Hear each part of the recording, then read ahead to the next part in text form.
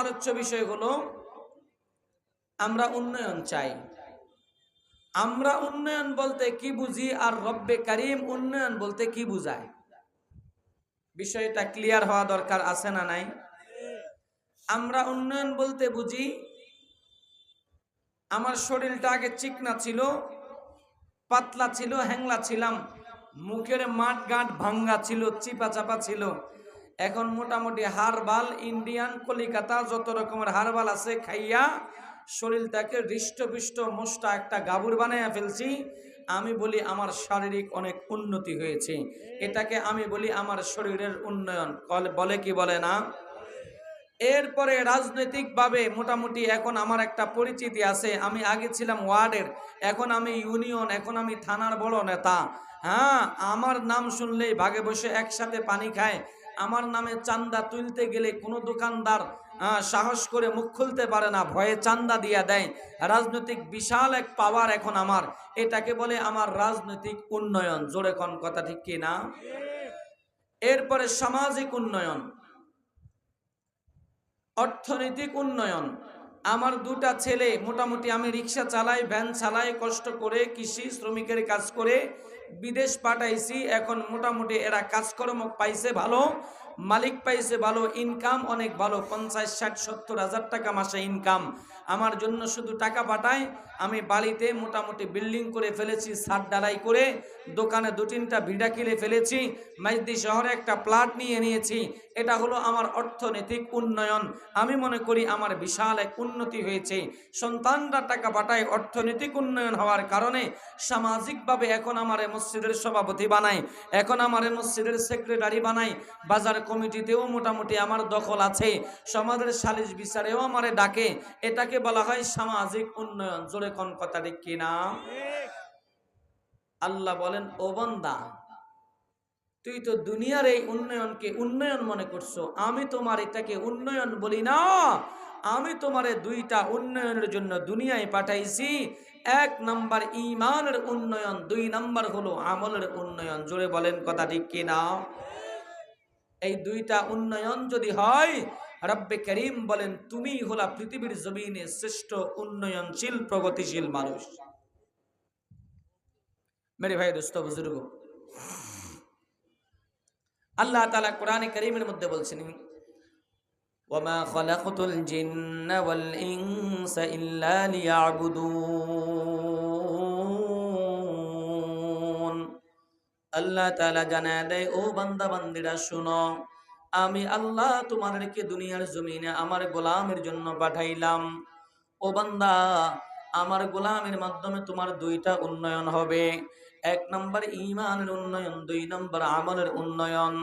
দুনিয়ায় অর্থনৈতিক, রাজনৈতিক, পারিবারিক, সামাজিক উন্নয়ন যদি হয়, তাহলে তোমার দুনিয়ার জীবনটা সুন্দর। আর যদি তোমার ঈমান আর আমলের উন্নয়ন হয়, তাহলে তোমার পরবর্তী জীবনটা, আখিরাতের জীবনটা বড় সুন্দর। জোরে কোন ঠিক কিনা? এরে আমার যুবক ভাই,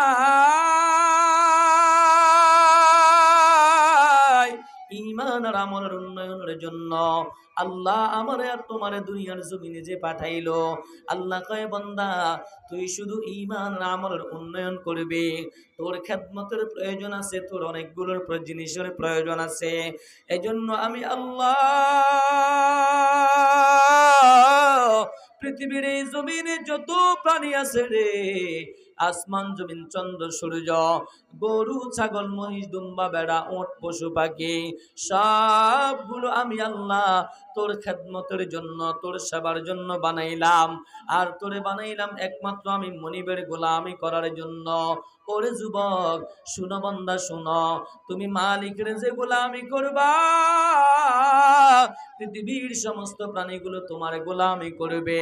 কতক্ষণ? কতক্ষণ তুমি মালিকের গোলামি করবে, যতক্ষণ এরা তোমার গোলামি করবে ততক্ষণ।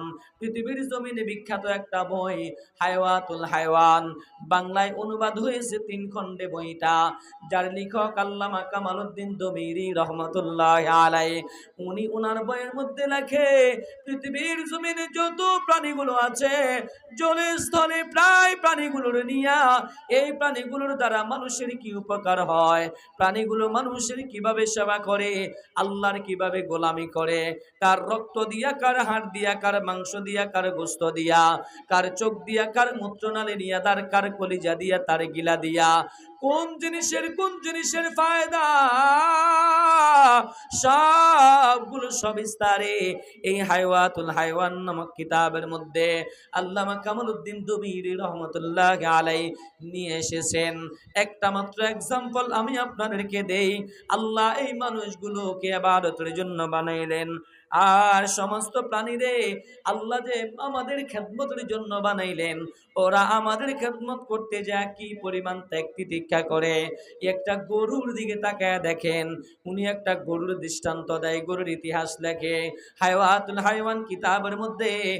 একটা গরু যখন মালিক লালন পালন করে, দুনিয়ার মালিক লালন পালন করার পরে এই গরুটারে সে সুন্দর সেবা করে, যত্ন করে, এর সুন্দর করে খাওয়ায়। কয়েকদিন পরে গরুটা বাছুর জন্ম দেয়। বাছুর জন্ম দেওয়ার পরে মালিক বড় খুশি, এবার তার থেকে দুধ পান করতে পারবে, দুগ্ধ পান করতে পারবে। আল্লাহু আকবার, আল্লাহু আকবার। কিছুদিন যাওয়ার পর এবার মালিক ওই মা আর বাছুরটাকে একসাথে একই রুমে রাখে, ঠিক একই গোয়াল ঘরে রাখে, ঠিক কিন্তু আলাদা আলাদা বান্দা রাখে। ওরে বাবা, বলেন না পৃথিবীর কোন মা আছে, কোন বাবা আছে সন্তান ভূমিষ্ঠ হওয়ার পর মা আলাদা, সন্তান আলাদা, মা নানার বাড়ি, সন্তান দাদার বাড়ি, এমন থাকেনি না, এমন থাকে না। মা যেখানে, বাবা সন্তান সেখানে। শুধু তাই নয়, 24 ঘন্টায় সন্তানটাকে মা নজরে নজরে রাখে। সন্তান, মা রান্না করতে যায়, সন্তান মায়ের কোলে, মা বসে বসে তরকারি করে, সন্তান মায়ের কোলে, মা পায়চারি করে, সন্তান মায়ের কোলে। শুধু তাই নয়, মা যখন ঘুমাইতে যায়, সন্তানটাকে মা কলিজার মধ্যে লাগায়া কত সুন্দর করে মা তার দুগ্ধ পান করায়। ওরে যুবক ভাই, এই মা, গরুও তো একটা মা, সেও তো বাছুর জন্ম দেয়, কিন্তু আপনার জন্য ত্যাগ দিতে যায় গরু কি করে জানেননি? একই গোয়াল ঘরের মধ্যে মা গরুটাকে একটা ফিলারের সাথে, একটা পালার সাথে বাঁধে, বাছুরটাকে আরেকটা পালার সাথে বাঁধে। কারণ হলো, যদি একসাথে বাঁধে বাছুরটা রাত্রির বেলা মায়ের দুধ খেয়ে ফেলবে, এই জন্য একসাথে বাঁধেন না, আলাদা বাঁধে। জোরে কোন ঠিক কিনা? যারা গরু লালন পালন করেছেন ওরা সহজে বুঝবেন। রাত্রির বেলায় বাছুরটা হাম্বা হাম্বা বলে ডাক দেয়, আবার মা গরুটাও হাম্বা বলে ডাক দেয়। আপনি তো শুধু হাম্বা ডাক শুনলেন, আর বাকিটা আপনি বুঝলেন না। হায়াতুল হায়াওয়ান কিতাবের মধ্যে লেখে, এই ছোট্ট বাছুরটা রাত্রির বেলা যখন তার ক্ষুধা লাগে, তার কলিজা ফাইটা যায়, মাকে ডাক দেয়, মা গো তুমি আমার মা, আমার রাইখা কেমনে তুমি দূরে দাঁড়ায় আসো গো মা, আমার ক্ষুধা লেগে গেছে, আমার একটু দুধ দাও না। তখন ওই মা গরুটা হাম্বা করে ডাক দিয়া কয়, বাবা, আমারে আর তোরে বানাইছে আমার আল্লাহ, উনি আমাদের আসমানের মালিক, জমিনের একজন মালিক দিছে বান্দা, ওই জমিনের মালিকের গোলামি করার জন্য আল্লাহ আমারে আর তোরে বানাইছে। ও বাবা, দুনিয়ার মালিক সকালবেলা তোর মায়ের দুধগুলো দহন করা নিবে। আল্লাহু আকবার। দুধের মাধ্যমে আমরা তার সেবা করি, গোস্তের মাধ্যমে দুনিয়ার মালিকের সেবা করি, চামড়ার মাধ্যমে দুনিয়ার মালিকের সেবা করি। আমাদের 3.5 হাত বডিটা হলো ওদের জন্য দান করে দেওয়া। ওরা যেভাবে মন চায় সেভাবে আমাদেরকে ব্যবহার করতে পারবে। বাবা, অপেক্ষা করম, সকালবেলা দুনিয়ার মালিক দুধ নেওয়ার পর এরপরে মা তোরে দুধ খাওয়াবো রে বাবা, এই বলে বলে রাত্রিবেলা সন্তানটাকে মা অভয় দিয়া রাখে। ওরে যুবক ভাই, এরপরে সকালবেলা যখন হয়, সূর্য যখন পশ্চিম আকাশে উঁকি দেয়, তখন গোয়াল ঘরে যায় মালিকটা দরজাগুলা যখন খুইলা দেয়, বাছুরটাকেও ছেড়ে দেয়, মা গরুটাকেও ছেড়ে দেয়। বাছুরটা দৌড়াইয়া যায় মায়ের ওলানের মধ্যে পড়ে কি পড়ে না? কন সারা রাত উপাস, মায়ের ওলানের মধ্যে পয়রা দুধগুলো টান দেয় আর মনে মনে মহা খুশি। মাঝে বলছে সকালবেলা দুধ দিবে, আসলে তো মা দিছে, কিন্তু সে জানে না এখনই তার দুধ খাওয়া বন্ধ হয়ে যাবে। ঘরের দুনিয়ার মালিকটা দুধ দোহন করার জন্য জগ বালতি নিয়ে গরুর এবার বাছুরটাকে আবার আলাদা সরায়া ফেলায়। বাছুরটাকে একজনের হাতে দেয় অথবা আরেকজন ধরে রাখে। এবার ওই দুনিয়ার মালিক দুধ দোহন করতে করতে কোন চা দোকানে, কোন দোকানদারকে, কোন বাড়িওয়ালাকে তার রোজ দেওয়া আছে 1 কেজি, 1.5 কেজি, 2 কেজি, ওই সময় পরিমাণ দুধ নিয়া এরপরে বাছুরটাকে ছেড়ে দেয়। বাছুরটা মায়ের ওলানের মধ্যে পড়িয়া টান দেয়। 2-3 বার টান দেওয়ার পরে অল্প অল্প দুধ আসে, এরপরে আর দুধ নাই। ওই বাছুরটা মায়ের ওলান ছাইড়া দিয়া দেখবেন, গরু যারা পালেন দেখবেন মায়ের মুখের সামনে দিয়া চইলা মায়ের দিকে তাকায় তাকায় আমারে কি যেন বলতে চায়। ওই সময়টাই দেখবারে বাবা মা গরুটা জিব্বা দিয়া বাছুরটাকে চাটতে শুরু করে, জিব্বা দিয়া চাটে। চাইটা চাইটা কি বলে, হাইওয়াতুল হাইওয়ান কিতাবের ওয়ালা লেখে ওই বাছুরটাকে সান্ত্বনা দেয়, বাবা কান্দিস না, এটাই তোর আর আমার জীবন।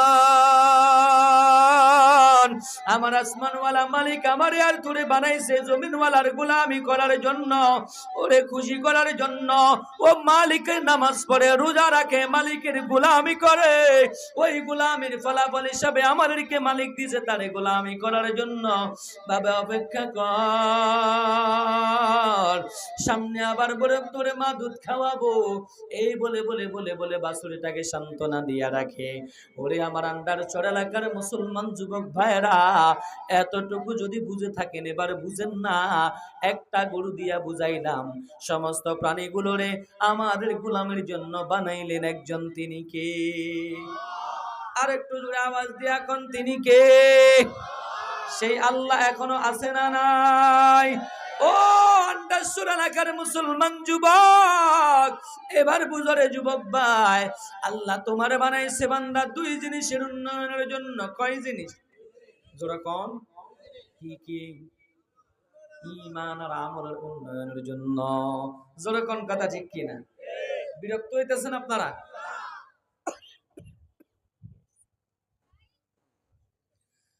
আলহামদুলিল্লাহ, আমাদের মেহমান আল্লামা শামসুদ্দোয়া আফসাবী সাহেব চলে আসছেন। আলহামদুলিল্লাহ, হুজুর যেহেতু চলে আসছেন আমার আর বেশি কথা বলার অধিকার নাই, আমি অল্প সময় শেষ করব ইনশাআল্লাহ। আরেকটু মনোযোগ দিবেন, শেষ করব। রাজি আছেন তো ইনশাআল্লাহ? আল্লাহ কবুল করেন, জোরে বলেন আমিন। ও আমার যুবক ভাইরা, ও কলিজার টুকরা যুবক ভাই,